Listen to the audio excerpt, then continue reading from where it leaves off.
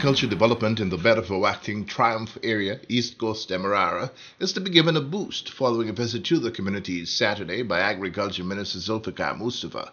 Minister Mustafa's visit and meeting with residents and farmers of the East Coast communities was a follow-up to a community outreach hosted by Vice President Dr. Bharat Jagdeo recently. During the well-attended meeting, in response to the concerns and suggestions coming from the residents, Minister Mustafa assured that his ministry was willing and ready to move forward with projects aimed at stimulating production in the backlands, projects that will involve mostly youths and women. A shade house, one shade house can give you approximately $300,000 to $400,000 annually, right, Jagna, right? Sometime more, depends on the crop. And that's simple, we can work along with farmers. One way for you to earn more money, another way for you to contribute to the productive sector in our country. And that's the way we can, one, eradicate poverty. We can work to supplement people's income. And not because you're a public servant and you work from 8 to 4:30, you don't got time to do planting in your place. We have to change that perception. We have to change that perception. And look, there are a lot of times we can do these things. Leaving out the large-scale farmers. The large-scale farmers that have large plots, we will work directly with you. We will see what kind of infrastructure that you need. We will ensure that we help you with all the planting material. And when I say agriculture, we are seeing exciting times. I mean it when I talk these things, because sometimes you might not know what we are doing. I just mentioned that we will be expended $96.7 billion this year, at the end of this year. But what we are doing, we are making new labs. We are doing soil testing.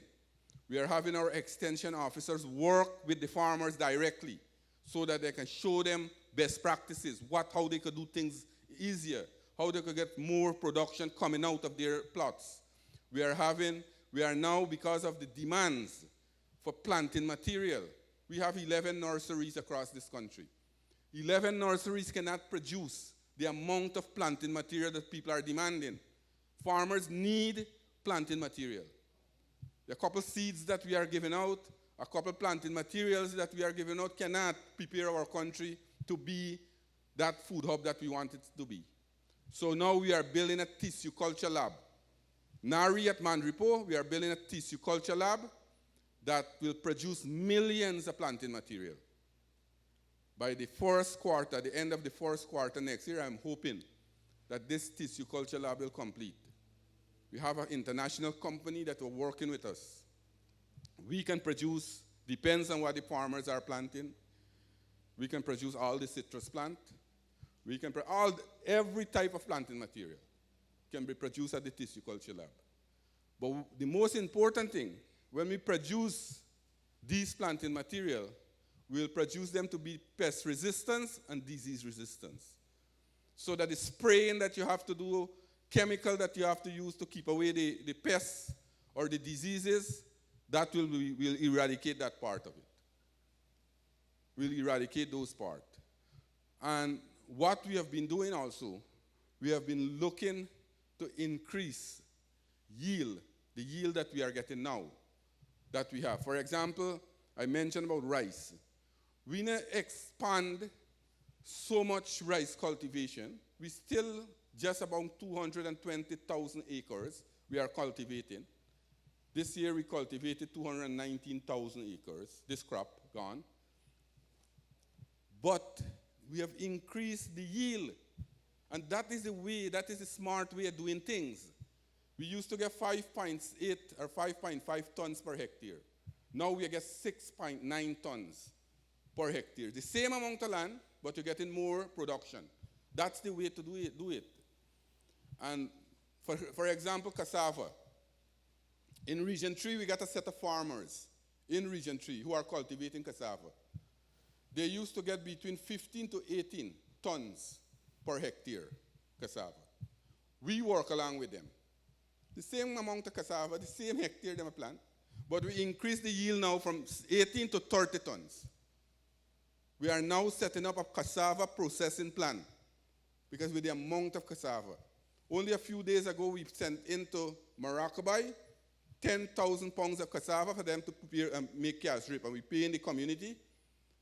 They're making the cash rip, and you get pure cassava cash rip coming out back to sell out. Minister Mustafa urged the gathering to take advantage of the opportunities being offered by government for those involved and those interested in getting involved in the business of agriculture. But it's for you to take up the opportunities that the government is creating for you. You, as the farmers, we want to work with you. We want to ensure that we make your area productive once again. And I mean it when I say that I will work with you. As I said, that we will look at the cultivation, we will look at the areas that you are planting, we will look at the farming areas, and we will develop the infrastructure. We will provide the planting materials. We will give you, get our extension officer to work with you to give you the kind of techniques so that you can plant and you can produce more.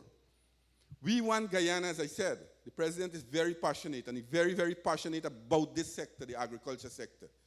That is why when you see investment coming into the area, coming into Guyana, a lot of people now are coming into the agriculture sector to invest. We are now linking asset capital to the farmers. So if you own a plot of land and we have an investor, we can link you to that investor, and you and the investor work together. You have the land, he has the capital, and you produce. We can't also, we have to be more specific when we do things. We can't want to produce everything under the sun. If you do planting and you want to produce different crops, let us do it in large scale. You don't expect to plant 100 bora and say that your agriculture is doing. We have to change the way, mindset. We can't expect to do things in the same old way we used to do 10 and 15 years ago and expect to get better results. The world is changing. And we have to ensure that what we are offering, you take up the advantage, you take up the opportunities. He also said that members of the Bedford Acting Triumph Community Development Council, CDC, which comprises mostly youths and women, will also benefit from smart agriculture training in areas such as shade-house cultivation and hydroponic. A team from the ministry is scheduled to meet with farmers in the new week to develop a comprehensive agricultural program for the area. Several youths and single mothers will also benefit from the ministry's ongoing Black Giant Chicken program, with an initial 20 individuals set to receive Black Giant chickens later this week. To assist farmers with accessing lands, Minister Mustafa also committed to carrying out infrastructural upgrades to the access dam, as well as clearing the drainage and irrigation channels in the cultivation area.